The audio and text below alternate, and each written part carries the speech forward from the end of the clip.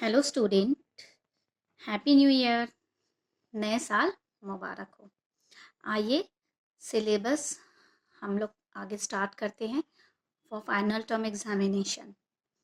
Hindi second language grammar का पाठ 8 संज्ञा। संज्ञा को हम लोग इंग्लिश में नाउन कहते हैं। आइए हम पढ़ते हैं संज्ञा किसे कहते हैं। जिस शब्द के द्वारा किसी व्यक्ति, वस्तु, स्थान अथवा भाव के नाम को संज्ञा कहते हैं। ठीक है, शब्द के द्वारा किसी व्यक्ति यानी पर्सन, ठीक है, जैसे अशोक, रेणु आदि। ठीक है, वस्तु यानी कोई चीज, ठीक है, कलम, ठीक है, बॉल, गेंद। स्थान जगहों के नाम, अमेरिका, मुंबई आदि। अथवा भाव के नाम, भाव यानी सोच, मिठास, कड़वाहट आदि। ठीक है, इसी तरह संसार के समस्त वस्तुओं में कुछ निश्चित वर्गों में विभाजित किया गया है, जैसे कि पशु, पक्षी, मानव, कीट आदि को प्राणी वर्ग में यानी लिविंग बींग्स में। ठीक है, प्रत्येक का अपना अपना वर्ग है, अर्थात कोई वस्तु अकेले भी हो सकती है और कोई समूह में भी हो सकता है। समूह यानी ग्रुप में भी हो सकता है। ठीक है, इसी तरह संज्ञा को 3 भागों में बांटा गया है। पहला है व्यक्तिवाचक संज्ञा, दूसरा है जातिवाचक संज्ञा, तीसरा है भाववाचक संज्ञा। आइए हम सबसे पहले पढ़ते हैं व्यक्तिवाचक संज्ञा किसे कहते हैं। जिस संज्ञा शब्द से किसी विशेष व्यक्ति, वस्तु अथवा स्थान का बोध होता है उसे हम व्यक्तिवाचक संज्ञा कहते हैं। ठीक है, विशेष यानी स्पेशल। ठीक है, व्यक्ति, वस्तु और स्थान, ठीक है, उसे व्यक्तिवाचक कहते हैं। जैसे अशोक, ठीक है, भारत आदि।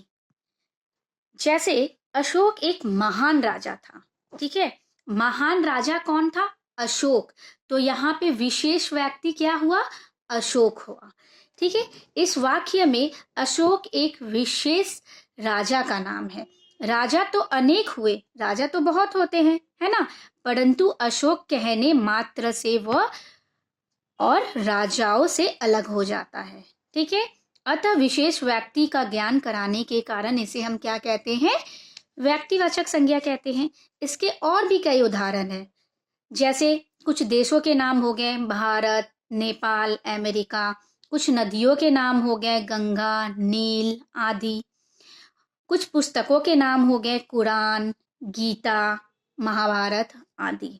ठीक है, आइए अब हम संज्ञा का दूसरा भेद पढ़ते हैं, जातिवाचक संज्ञा। जिस संज्ञा शब्द से किसी संपूर्ण जाति का बोध हो उसे जातिवाचक संज्ञा कहते हैं। संपूर्ण यानी कंप्लीट। ठीक है, जैसे हमारा क्या हो जाएगा? देश, नदी, पर्वत, फल, फूल। ठीक है, और जैसे हम एक सेंटेंसेस में भी उदाहरण दे सकते हैं, जैसे भारत हमारा देश है। ठीक है, हमारा देश क्या? भारत हमारा देश है। ठीक है, इस वाक्य में भारत और देश शब्द पर ध्यान दें। भारत व्यक्तिवाचक संज्ञा है। क्यों?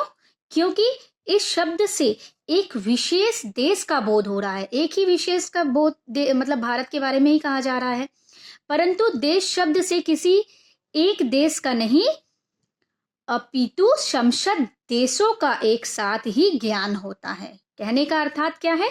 देश शब्द से एक वर्ग का बोध होता है। ठीक है, अतः यह जातिवाचक संज्ञा हुआ। इसी तरह कई और भी उदाहरण हैं। जातिवाचक में मनुष्य में लड़का, लड़की, औरत, माता, पिता आदि। पशु पक्षी में घोड़ा, हाथी, कोयल, शेर आदि। वस्तु में घर, किताब, पेन, मेज आदि। स्थान समुद्र, पर्वत, नदी, रेगिस्तान, गांव, शहर आदि।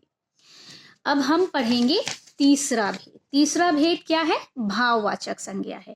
जिस संज्ञा शब्द से पदार्थों के गुण, दोष, धर्म, अवस्था और विभिन्न व्यापार आदि का बोध होता है उसे भाववाचक संज्ञा कहते हैं। उसके अंदर कैसा गुण है, कैसा दोष है, कैसा धर्म, कैसी अवस्था है, ठीक है, इन सबको हम लोग भाववाचक संज्ञा कहते हैं। भावों को हम केवल मन के द्वारा ही अनुभव कर सकते हैं। भाववाचक संज्ञा क्या है? हम लोग अपने मन के द्वारा भाव को प्रकट कर सकते हैं, ठीक है।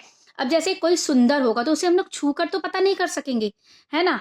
उसे हम लोग अपने मन के अंदर लाके भावों को विचार कर सकते हैं कि वो सुंदर है या खराब है, वो खट्टा है या मीठा है, ठीक है। अभिव्यक्ति भी कर सकते हैं, परंतु उन्हें छूना, स्वाद लेना, सूंघना आदि स्वयं संभव नहीं है, ठीक है। हम लोग ना उसको सूंघ सकते हैं, न छू सकते हैं, न स्वाद लेकर, ठीक है, न स्वाद लेना, ठीक है। अब कोई बहुत सुंदर है तो हम लोग उसका स्वाद तो नहीं ले सकेंगे ना, है ना। हम लोग उसको देखकर अपने मन में भाव लाकर उसका विचार को प्रकट कर सकते हैं। जैसे मैं अपनी बेटी को स्नेह करती हूँ, मैं अपनी बेटी से क्या करती हूँ? स्नेह यानी प्रेम करती हूँ। स्नेह हमारा भाववाचक हो गया, ठीक है।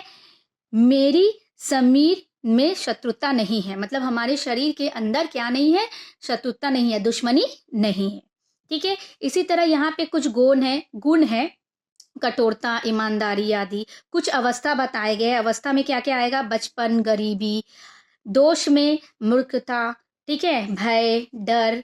धर्म में हरियाली, सौंदर्य आदि। भाव में प्यास, क्रूरता आदि। ओके स्टूडेंट, इसी तरह और भी कुछ विद्वान जो है उन्होंने और 2 भागों को बांटा है, वो मैं आप लोगों को नेक्स्ट वीडियो में आप लोगों को समझाऊंगी। Okay student, thank you.